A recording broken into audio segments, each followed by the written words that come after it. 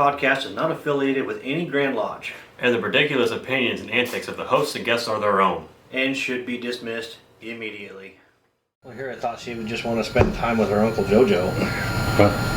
No. And here we are. Welcome to the second full episode of Studio 357 Masonic Podcast. I'm your host, Brother Joe.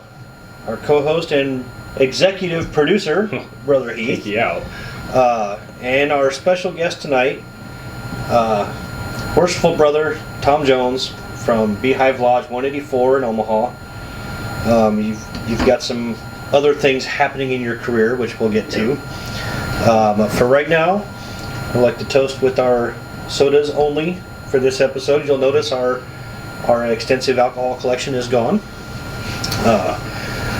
due to some maybe sensitive watchers or whatever. Soda's fine for us. Here's to good friends. Again, a mildly tolerable podcast and great conversation.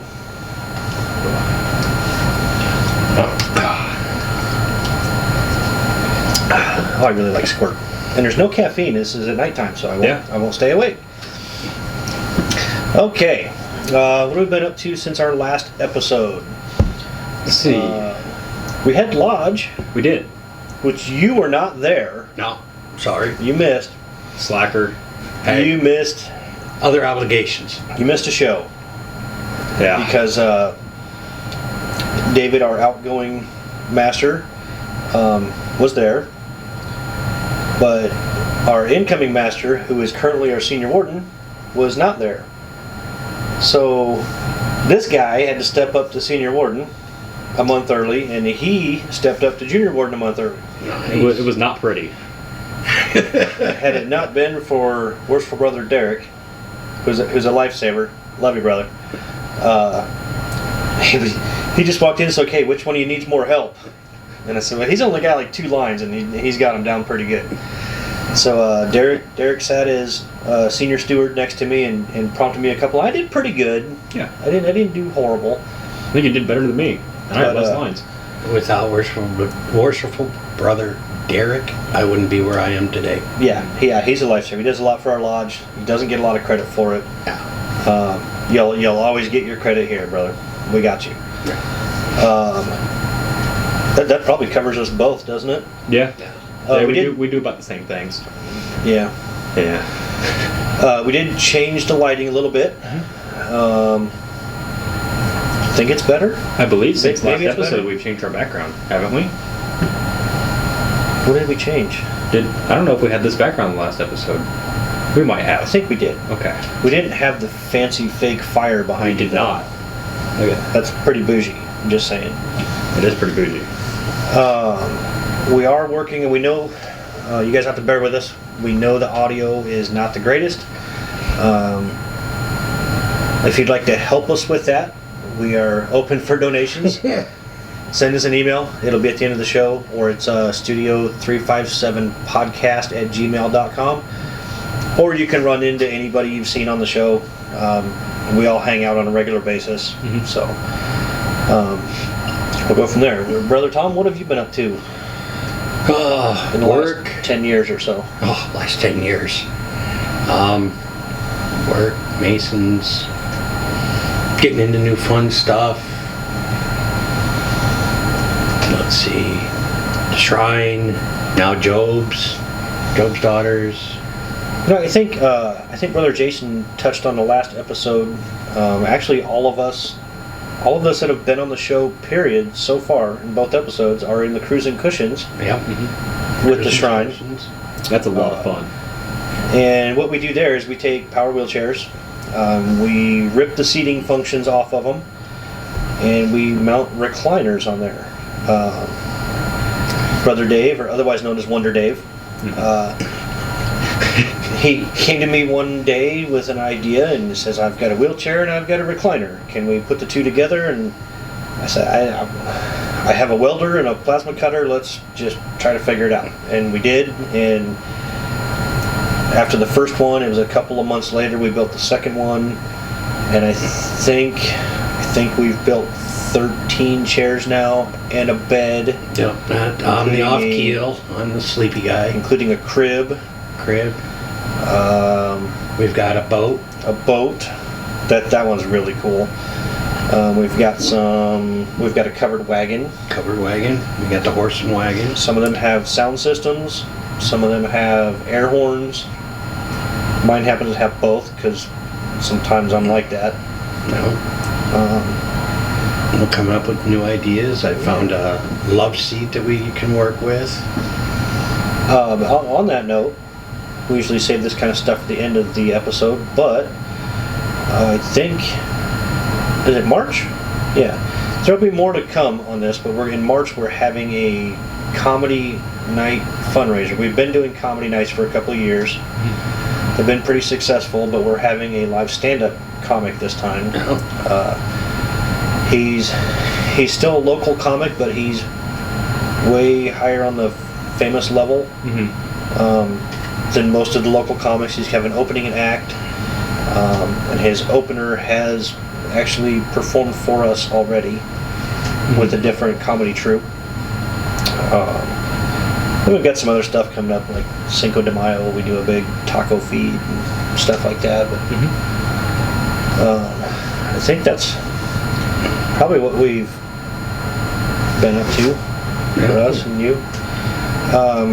We'll introduce a new segment. Hopefully we don't have to have this segment very often. Yeah. But this segment is What Did Joe Screw Up Last Episode? And a couple things. And the best way I can describe this is if you ever want to know if you're wrong, just put it on the interwebs and somebody's going to tell you that you're wrong. But no, I had a very good friend of mine. I think he's probably going to be on the next episode. I mentioned that I thought the York Rite was in Lincoln. Had no basis for saying that, I just didn't know. It is in Omaha. The address is actually the same address as the Scottish Rite, so didn't know that. And I knew that the grottos had been petitioning Grand Lodge, but we do have a grotto in Omaha. It is Exarban Grotto, and they got their charter in August of 23.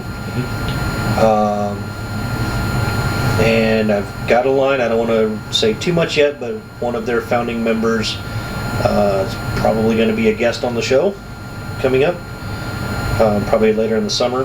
We're starting to get quite a few things lined up, so That's awesome. that's good. We're also going to have probably some kind of silly news segment or something fun in future episodes. We're kind of throwing this one together for you guys just to keep our release dates good and consistent. Had a bit of weather here in Nebraska. Yeah. We didn't get, well, I guess we did have a little bit of snow before, actually on Christmas, or day before Christmas maybe. It was day of Christmas too. 3 days ago we had 4 or 5 inches of snow, and between last night and today we had I'm going to say probably another 8 to 10 inches of very light, powdery snow with about a 40-mile-an-hour wind. And it's still blowing around. It's still blowing horrible. Matter of fact, Brother Heath and I hopped in my 4-wheel drive and we went and picked up Tom, and he's just bed down for the night. We're just going to stay here in the basement. Going nowhere. Sleep over. Party time. Slumber party. Just don't want to be the first one to fall asleep. Nope. It's partying. It's pizza and cookies night. Yeah. I do like cookies. Sounds like my kind of night. Just like when we were kids. Yeah. Just no warm milk. That's Yeah, nope. So, Brother Tom, tell us, tell our viewers. I know you're pretty well known. You are a past master. Yeah. Hence the worshipful. But tell us more about your Masonic resume. Like, what all have you or are you involved in? Well, I'm involved with the shrine, with the Cruising Cushions. I'm also Associate Bethel Guardian of Bethel 18. Obviously, as you just said, I am past master of Beehive Lodge 184. So keeps me pretty busy. Yeah. I really am enjoying being Associate Bethel Guardian Adjunct with Bethel 18. It's a lot of fun. They're very ambitious. They're very active. Very, very active. They have a lot of activities that they do, lots of fundraisers. They do their grand for a week in June. This is my first year that I'm going to be trying to go to it. If I can get my vacation to work right with it. Right. Supreme will be here in Omaha this year. So that's kind of exciting. So Supreme, is that their national level? Yes, that is their national level. So that will be here in Omaha. Well, we should mention this is Job's Daughters. For those that didn't put that together. And that's very exciting. Which hopefully we can get my daughter on the show, which she will be Bethel 18's honored queen at that time, which is like being worshipful master of a lodge. Yeah. And it's going to be so exciting, not only for her, but for me as a father. Right. So, yeah, and they do so much good for the community. They do what's called Hike, which is for the hearing impaired. So, yeah, and Those are actually some fun dinners. My wife and I have been to those. Yeah. I have too, yeah. Yeah. And you've done both of you have done some of the fundraisers for AB, and Well, they sell good treats. yeah, Just saying. yeah, those butter braids are delicious. Right. I still have one in my freezer. And I'd love to have Abby on the show anyways. Yeah. Oh, yeah, because of her being a patient. Yeah, she is a Shrine Hospital Yeah. patient when she was younger. And besides, she's a pretty stellar young woman. Yeah, She really is. extremely. I think when I met her, she was... How long have we been Masons? I think I said 8 the last years. episode, I thought it was 8 years. 8 years. And she's how old now? She'll be 14 in 14. June. That's a long dang time. Yeah. I mean, she was probably maybe in kindergarten? Yeah. First grade at Blazes. Yeah, it seems like forever 5 ago. or 6, yeah. Yeah, so anyways, Abby, if you're watching, love to have you on the show. Just have your people call my people. We'll make it happen.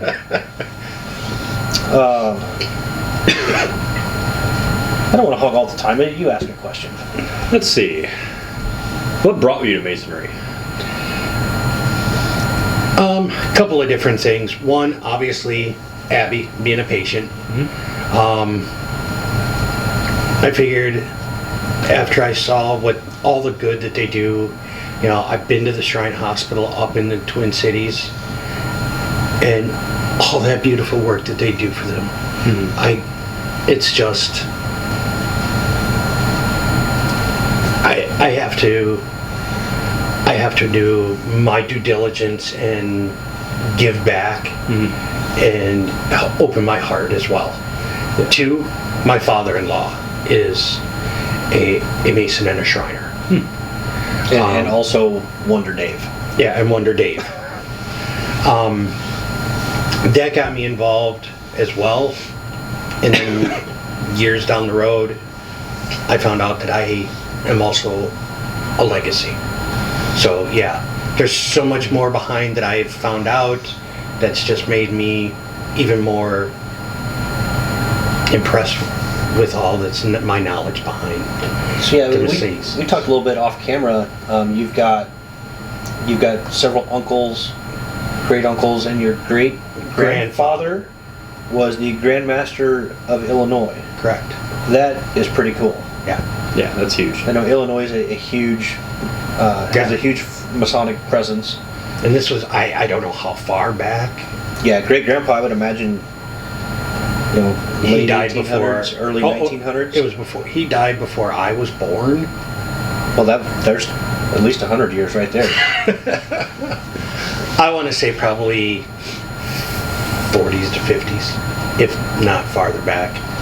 So Heath and I were legacy members as well. And when I joined, I knew just from hearing my dad talk when I was younger, that he had been a Shriner.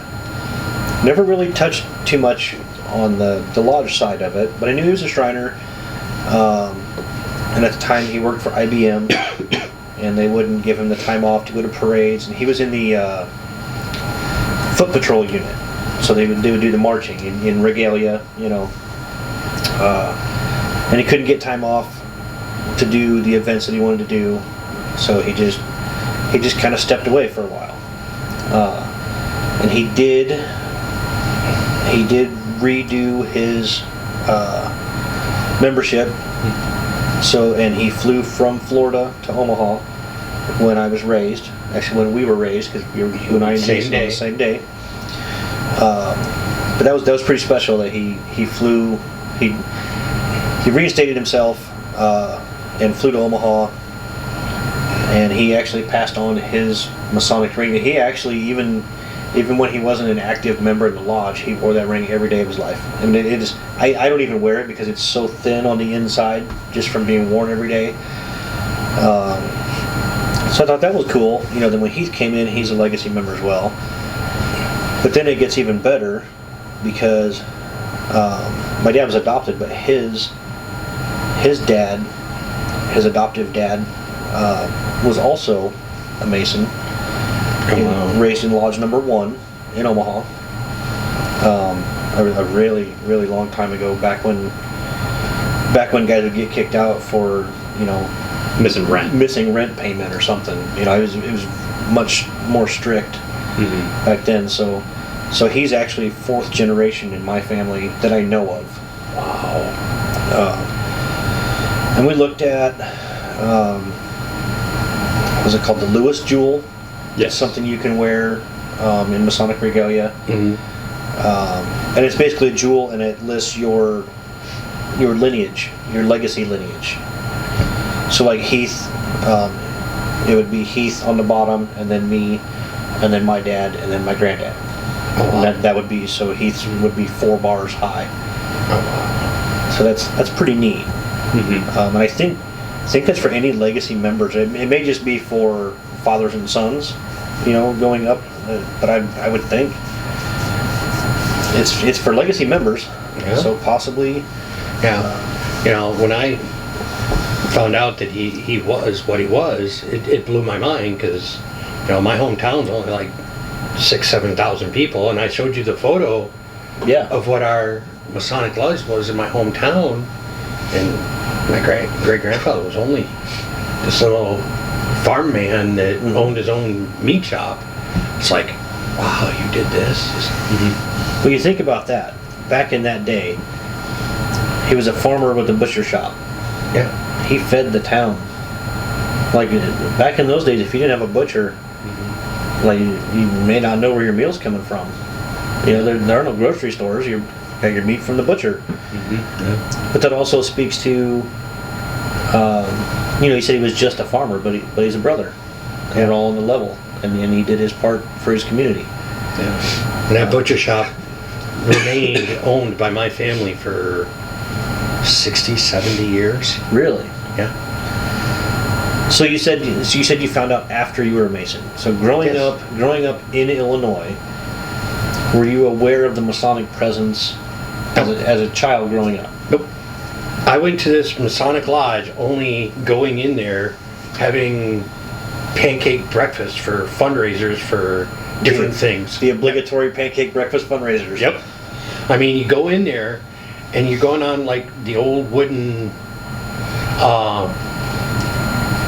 floor. Like the old creaky floors. Yeah, and you can tell that it's hollow underneath. Uh-huh. Yeah, I never saw the lodge room. Right. But it was just like, oh, cool, I'm going to go in and have my pancakes and sausage and orange juice. Never knew anything, what it was about or anything. You know, I got to be honest, I don't think I've ever had a bad Masonic breakfast. But it wasn't always for Masonic either. Oh, really? So other entities would go in there and... Yep, like Lions Club or stuff like that, yeah. Never knew what it was about. Huh. That's pretty cool. Yeah. Yeah. All right. Let's see. How does... My son. Huh? Bless you, my son. Thank you.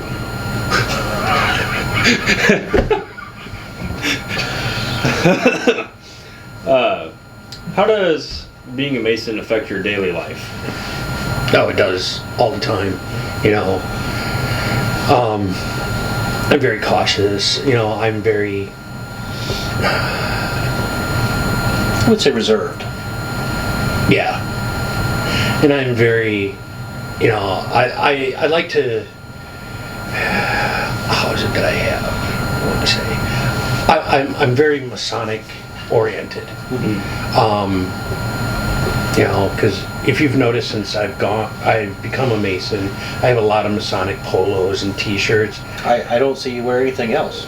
Yeah. Unless, you know, I do have some of my Star Wars stuff, but you know, and people will come up to me and say, "Are you a Mason or a Shriner?" I say, "Yes, I am."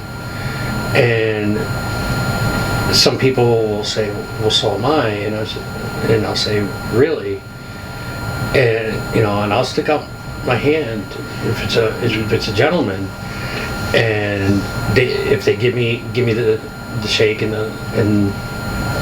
the correct sign, then I'll say, "Thank you, brother." You know, and I'll say, "How are you, brother?" And if they can't, then I move on, and I'll say, "How are you doing today, sir?" But I will not. I can't. I'm very, as you say, reserved with that. As we should be. We should always be guarding the West, right? But there are other people that. What's the words I'm looking for that? People that don't really think we aren't the greatest. Yes, I've been there as well. I know. I don't remember if you were there. We were at a parade. You were not a Shriner yet. We were at a parade in Bellevue, and there was a heckler in the parade route. It was towards the end of the parade, and there was this guy he stands up and makes a spectacle of himself, and he just this real sarcastic tone. He's like, "Oh yeah, Shriners, you guys are real great." And you know, you just smile and wave at him and keep going along your parade route, but it's like I don't get it. Like there's a lot of things in this world I don't agree with. Not everybody needs to know what I don't agree with. No. I keep it to myself, and maybe that's part of our Masonic teachings. Is you know, we can disagree. I mean, you and I both, I would say, politically, mindset, maybe even the way we were brought up, we're polar opposites. Yeah. And we don't always get along. Well, I shouldn't say. We always get along. We don't always agree. I'll say that. Yeah, and that's the right of people. You have the right to disagree. Right. And whether we agree or not, you're my brother and I love you, and I always will. Damn straight. And I guess I have to now. Yeah, you said it on camera. I'm always going to have his back. Granted, he'll be better at having my back than I have his back. I'm getting old. With that, we're going to take a short break. Hopefully, we'll have some sponsors to take a break with pretty soon. Because, Hint. we'd like some new microphones, but they're not free. And I'll be honest, I've dumped a lot of money in this already. Yeah, yes we have. Which is sad because it's not that good. But it'll get there. We will get there, I promise. Yeah, we'll take a quick break and we'll be back. Full send. Full send. Full send. And we're back. And we're back. Welcome back to Studio 357 Masonic Podcast with Worshipful Brother Tom Jones. Fresh off stage from your rock concert. It's not unusual. Yeah, I like it. So let's dive right back into our questions. We mentioned earlier that your daughter, Abby, was a shrine patient. Yeah. Without embarrassing your daughter, tell us a little bit about that and how that changed your life, being the dad of a patient. Well, it's dramatically changed it when she was younger. She was born. I don't remember the medical name that was given. She was born. I don't blame you. That's probably really long and unpronounceable. Yeah. So she was born basically walking on, and yeah, I know this is going to be walking on her tippy toes. Okay. You know, pointed inward. She had to be put into braces. But when we saw her like that, Wonder Dave, said one day, let's go get her checked out. Told my wife, and Chris went and had her checked out. And yeah, and sorry, this is probably one of the hardest things for me to ever talk about. Yeah, it's got to be difficult. They accepted her, and as Dave always says, yeah, I got this patient. No, it's my granddaughter. And yeah, it's a little bittersweet, right? yeah. And this was my baby girl. She was year and a half, 2 years old. And it's like, what's wrong with my baby? And when you get up to that hospital and you see all these loving, caring doctors and nurses that are there for you, and you see all these men wearing their fezzes, and at this time I was not a Shriner. Right. And I'm sorry, and it took me back to my childhood. I felt like I was walking into a room of Howard Cunningham's. So I'm sorry that's how I had to take myself at that time, so I wasn't in tears. I can 100% guarantee you he did not get the Happy Days reference. Some of you did, and I appreciate you for that. But it had to keep me from crying. Yeah. Because I didn't want my daughter to see me. Right, you got to be strong for your kids. But those children in there are so upbeat, and they know they're loved, and that's why I love my Shriners. Yeah. And so it was a long time between, well, I guess it wasn't really that long. It was a few years. We still went back up until the time she was 8. Okay. And and if something happens where there's a relapse, we can still go back. Yeah, I think it's until they're like 21 or something. 18. Like 8. Is it 18? Yeah. I know we've met several patients. You know, we're pretty heavy with the Nebraska Shrine Bowl game, with the patient ambassadors and stuff like that. And Abby was co-captain last year of 22. It was, and that was an amazing time. She wasn't extremely thrilled that she had to speak in front of 600 people, but she had a blast being out at midfield at halftime. Yeah. And being in the parade, and yeah, she enjoyed every minute of it. Well, like I said before, she is a remarkable young woman, and I know all the Shriners watching, they already know that we do good work, whether we're directly involved with the patients or not. But you would never have any inkling to know Abby today that she had difficulties growing up. Yeah, you'd never know, never guess. I didn't even know. No, she's been considered, to this day, cured. I mean, I thank those Roadrunners. It's not Roadrunners, is it? Yes. Yep. Yeah, I thank those Roadrunners for being there. One of them I've actually known since I was in high school, living back in Illinois. He's actually a very close friend of my family. So, yeah. So for those watching that don't know, Roadrunners are a group of probably mostly retired guys in the Shrine, and they volunteer their time when our local patients need to get to a hospital in Minneapolis or Chicago, St. Louis, Oklahoma. They'll either, do we have one in Oklahoma City? I don't Maybe think not. so. I know there's one. Pardon me, St. Louis. St. Louis, that might be, I think that's what I'm thinking of. I didn't want to have another "What did Joe mess up?" last episode segment. But anyways, these guys volunteer their time, They go to the shrine, they get in the garage, they get the handicapped accessible van, they go pick up the patient, they take them to the hospital, or they drive them all the way to Minneapolis or to St. Louis or Chicago, which Minneapolis is 5.5 hours from here.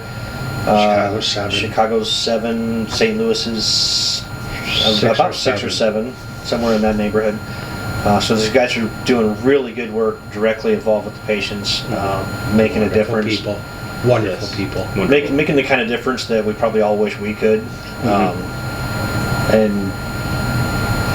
Maybe it's selfish to want to have a direct interaction with a patient and know that you're making a difference, but all of us are. We're all doing our part. Whether it be the patient Christmas party or even just helping raise funds, right? We're doing good work. Yeah.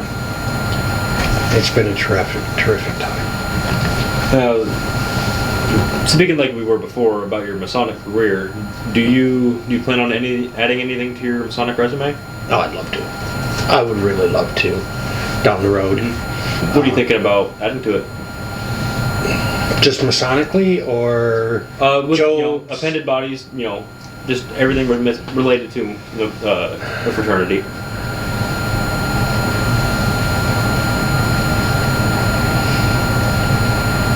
It's like Dave. If Chris lets me, possibly moving up in one of the 3 appendages, either Shrine or maybe even Masons moving up. I don't mean to stop you, Tom, but let's talk louder so we make sure your wife hears this. Your wife is probably not going to watch this, but yeah. One of the ones I'd really like to move up in is Masons, or maybe Job's Daughters. Okay. Those are my 2 big ones that I'd like to move up in someday. Especially Masons. I think not into like where Alex was, but I wouldn't mind getting into something like what Eric's doing right now. Okay, so somewhere in the Grand Line. Yeah, I wouldn't mind being in the line somewhere, maybe like Grand Steward or something like that, or maybe Grand Associate Bethel Guardian. That would be something that I think I would like someday down the road. Okay. So you're Associate Bethel Guardian now, that's just for Bethel 18. Just for Bethel 18, so just for the local Bethel chapter. That's correct. Okay. So then from there they have a regional... Yeah, for the state. Something like Byron did last year. Okay. But that's years down the road. Long ways away, right? Yeah. I don't know if I want to get into the line at the shrine. Yeah. We talked with Dave about that. I know he's getting some pushback about being in the divan. Yeah. Which is understandable. It's a huge time commitment. There's a lot of social engagements. Yeah. I will never do it. So, Mandy, you have nothing to worry about. Not going to happen. I think the most that I would want to do is maybe be what Dave's going to do in a couple of years when Terry is... and Terry right now he's the Oriental guide, correct? Yeah. When Terry is going to be potentate. And what's Dave planning on for that year? Chief aide. Or not chief aide, chief of staff. Okay, chief of staff. Okay. Yes. I think that's the most I would ever want. Yeah, it's really, once you get to the divan level, it's got to be hard to have a full-time job and be on the divan. Yeah. It really does. I mean, those guys are everywhere all the time. Being on the divan is a full-time job. Yeah. But instead of making money, you spend a lot. Yeah. A lot of it you do. Yeah. I think I heard a figure somewhere in the neighborhood of your time in the divan is about 20 grand. Yep. Between trips and shirts and suits, because every potentate has their own shirt and their own suit. That's usually over about 6 years from start to end if you start with divan. Is it 6 or 8? It's one of those two. It's probably 7, and I'll have to do a retraction on the next episode. Yeah. It's a long time. It's a big commitment, and people can step out of line.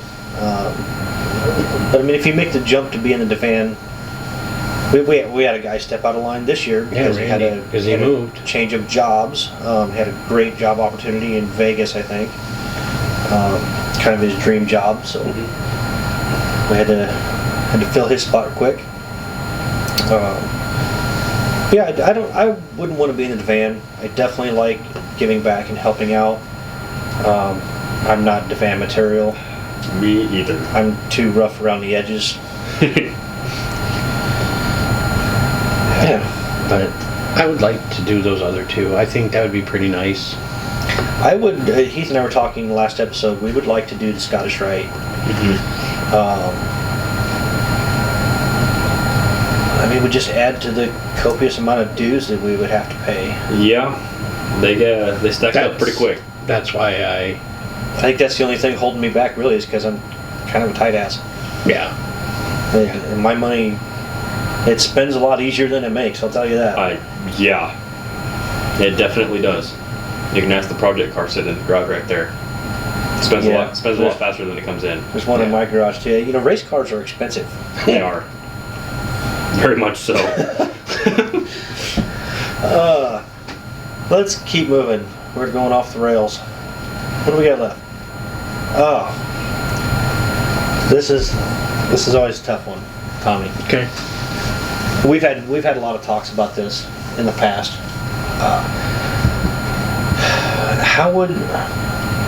What would you do? So if you were in charge of the fraternity,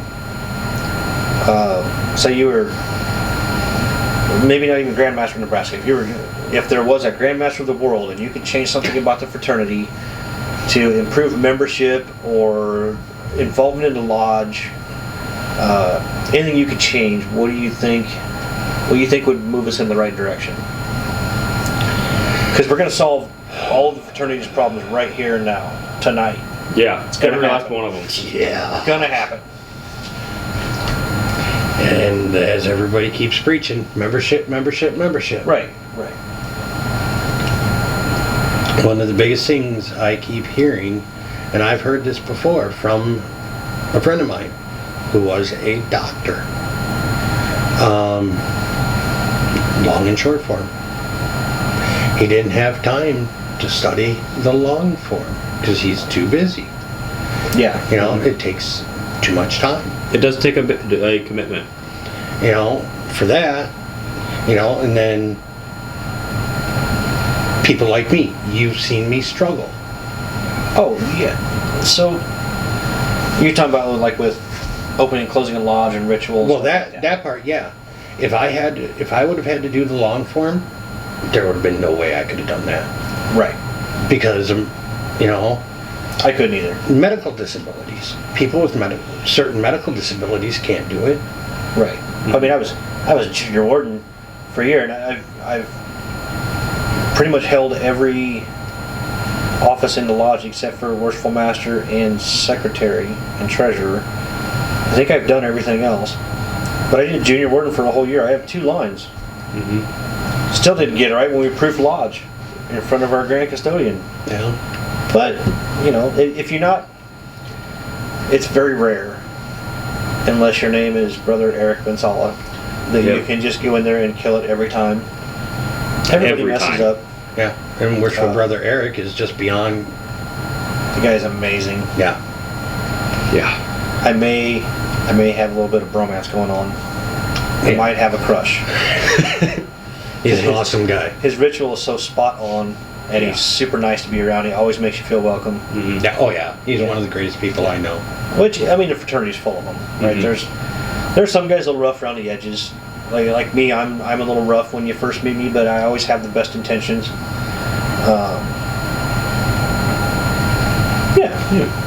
And yeah, it's just like, you know, when you first knew me and I was starting in there, other than my one issue, you know, stage fright.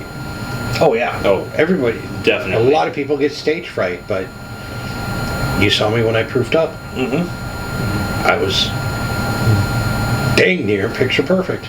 Yeah. I didn't Yeah, you look at a nailed soul. You nailed it. All I did was Jason was senior warden. I just looked straight at him at the clock.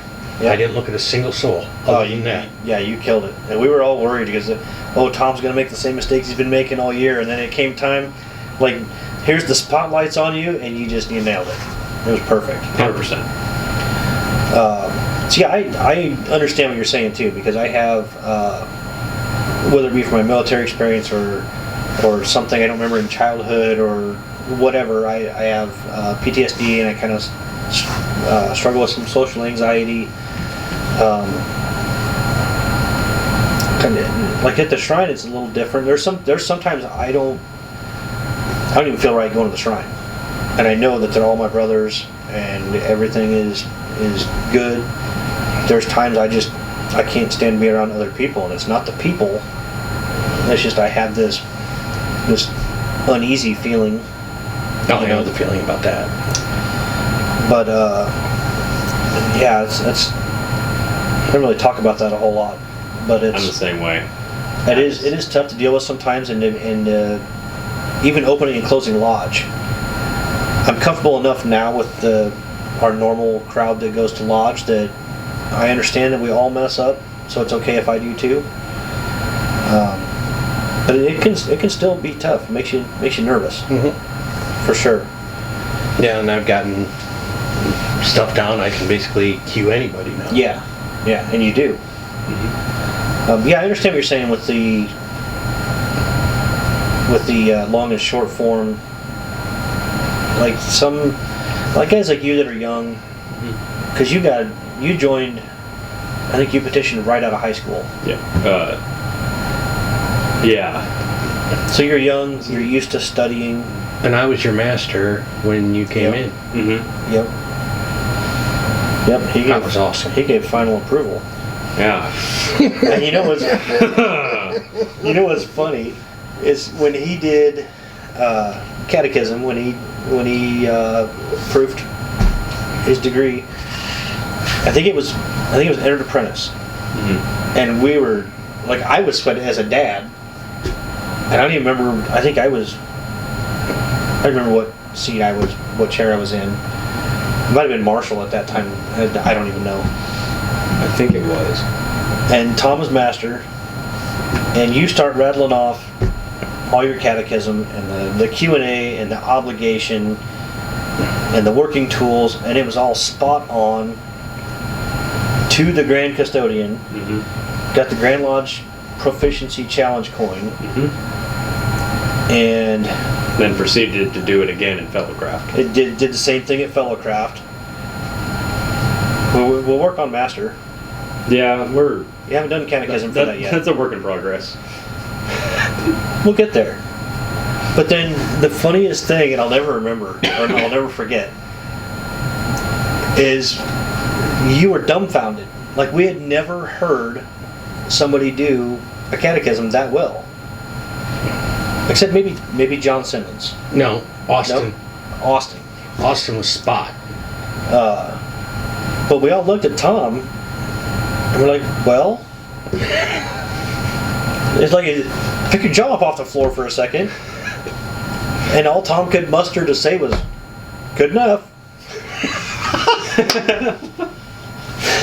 And it was good enough. It sure was. But yeah, where I was going with this, I kind of went sidetracked again. The young guys are way better at memorizing stuff.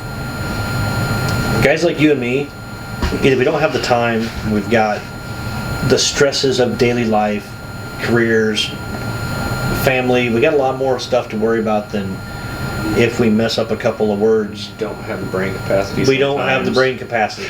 That's definitely me. Killed too many brain cells in high school.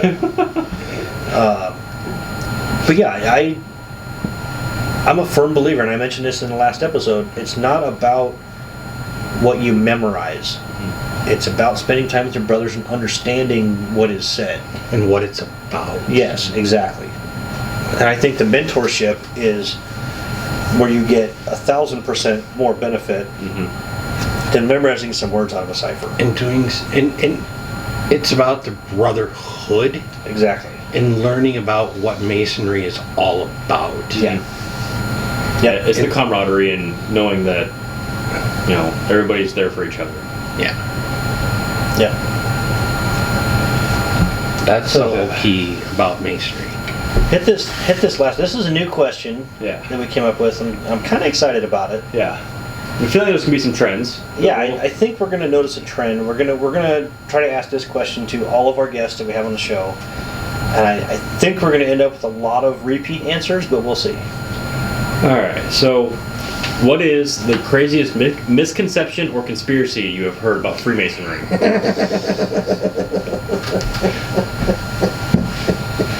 One of the 10,000 you've probably heard. Just your favorite one, or the craziest. My favorite one, the goat. See, I think I teased you about it being a sheep Mm-hmm. or a lamb. Either one or the other. Usually, everybody that I top line sign for, which I don't even remember. I think I've top line signed 7 or 8 guys. Mm-hmm. And so, what do I need to bring for that first night? Let's say you need to bring a suit and a sense of humor and Velcro gloves. And they're like, "Where do I find Velcro gloves?" I said, "Well, you might have to make them, but it's a lot easier to hold on to the sheep." Oh, see, and Morgan's a big guy, right? Mm-hmm. Yeah. So I told him, "Are you ready to ride the goat?"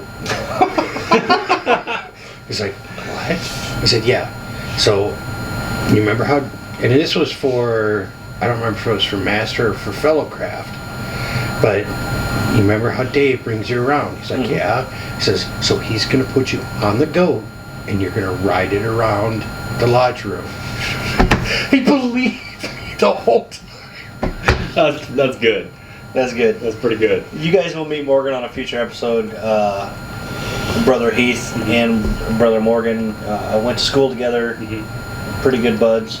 Yeah, we've known each other for probably 10 years now. Yeah. He actually, his mom was all about the conspiracies of our brotherhood. Really? Oh yeah. We'll have to put him on the spot when we have him on the show, but he was a Mason for several months before his mom even knew. I'm really? not even sure if she does now. Is he still going to lodge? Yeah. Yeah. Okay. Yep. He stepped up to senior deacon Yep. for this upcoming year, so. How about the other two? I think they're moving up too. Okay. Yeah, I think So Gabe will be senior steward and Trent should be junior steward. yeah, I don't know who our junior deacon's going to be. That's neither Well, here it nor should have there. been me, but I had to jump a little much. Yeah. That'll be a different episode. Yeah, maybe. Well, I think that about wraps us. Yeah. We do. We're gaining some traction. Where'd my mouse go? Right there. Okay. Oh, there it is. We're gaining some traction. We're getting some, actually about even viewership between Spotify and YouTube. Yeah, a little bit more on YouTube, but A little bit not more on much. YouTube, which we expected. It's a little more readily available. So on the first episode, at USN Woody 2254 said, "Worth watching until the very end. Looking good, Brother Dave." So thank you, USN Woody, which I'm assuming is U.S. Navy Woody. Which I believe is Mike. Brother Mike Woodall. Brother Mike Woodall. Shout out, bro.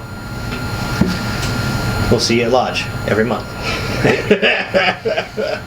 On behalf of every Lodge secretary on the planet, pay your dang dues. Let's see. Closing thoughts. I personally love this fraternity for the brotherhood. I got out of the Marines in 1999, which obviously I joined that to serve my country. I was a volunteer firefighter. We moved to Omaha, and my wife decided it was not a good decision for me to be a full-time firefighter for the city, nor to be a police officer or state patrol, because those were both too dangerous, and I had a young baby. Well, I didn't, she did, but you know what I mean. And it was quite a few years where I just floundered looking for something to give me purpose, and that's what this fraternity did for me. And it's great, and I'm super honored that you decided it was a good move for you as well. And you can tell already, just the people, the quality of people that we meet. You know, the men that we run into. We're getting ready to go to Grand Lodge in 3 weeks? Yeah, somewhere in there. 3 weeks, yeah. It's such a good time. I never wanted to go because I thought, everybody's in suits and it's real stuffy, and you know, it's official. And I went last year as the junior warden, and I've never had a better time. Oh, it's a great time. It's fantastic. Last year was the first year I missed in 6 years, and I enjoy it every time. Oh, that's what I wanted to say. For upcoming events, we are going to Grand Lodge. The podcast, I don't know who Dave talked to. He must know somebody more important. Dave? Studio 357 will have a table at Grand Lodge. We'll have a little display set up. We'll see if we can commandeer somebody's laptop, and we'll have a couple episodes playing on a loop or something to that effect. Maybe just going through some pictures on a slideshow or something. Other than that, like we mentioned earlier, we're looking at some new microphones, not only to improve the audio quality here, but with our current setup now, if we were going to go do a mobile shoot, which we would love to do. Yes, we definitely want to. We want to do. I'd love to be able to do an on-the-spot shoot at Grand Lodge, which won't happen this year. Next year, I'm sure we'll have this stuff by then. But right now, we have the camera, the laptop, lighting. There's so much stuff that has to go, and a lot of it is dependent on the microphone. Yeah. The current one that we have, it needs the laptop, and just the way the cabling works, it's really weird. So the set that we're looking at is 4 lapel microphones. All wireless. All wireless. It's going to be fantastic as far as, we'd like to do on-site stuff, or the Vintage Iron Car Show at the Shrine, for the Festival of Trees. We'd like to go live on YouTube, so it's more real time for live events like that. Help promote our fraternity and some of the goings on. Who knows? Maybe even do a live spot at the Job's Chili Cook-Off. Possibly. We could talk about that. Camera. Definitely off camera, because I really like all the selections of chili. Me too. If you can't tell, I like to eat. So with that, if you're watching us on Spotify or YouTube, smash the like button, subscribe, send us an email, studio357podcast. Yeah, studio357podcast@gmail.com. Again, if you want to advertise, we'll take your money. If you don't want to advertise, we'll still take your money. Yeah. I mean, it all spends the same whether we give you a shout out or not. Yep. If you do want to advertise with us, just send us an email or get a hold of. And we're back. Yeah, a little bit of technical difficulty there. Yeah, we had an issue. Go figure. Wonder how. I think where we were at was send us money, because we want to spend it. Yep. I want to thank my son Heath for being on the show, convincing me to take the step and jump in with both feet, or as I like to say, jump into traffic without looking for cars. Big thank you to my dear friend, Worshipful Brother Tom Jones. Anytime, Joe. Been brothers for the exact same amount of days for the rest of our lives. That's right. And I appreciate that. For you guys, Hope you have as much fun watching it. Well, you won't. You won't have as much fun watching it as we did making it, but there's a lot of stuff behind the scenes you don't get to see. If you'd like to see it, get a hold of us, send us an email, we'll get you on the show. And even if you don't want to be on camera, we have a couch back here. You can just sit back and enjoy. We have a whole look. We have a listener lounge with TV, snacks, Yep. activities. We have pop darts. Yep. That's really fun, by the way. Yeah. You can have a lot of fun. It's Good old times. just come and hang out. Get a hold of us. If you want to just hang out while we're taping, maybe you can have a little cameo, a little 5-minute spot on the show, or just talk off camera if you don't want to be on camera. Get a hold of us. Again, thank you, brethren. Travel well, my brothers, and we'll see you next time.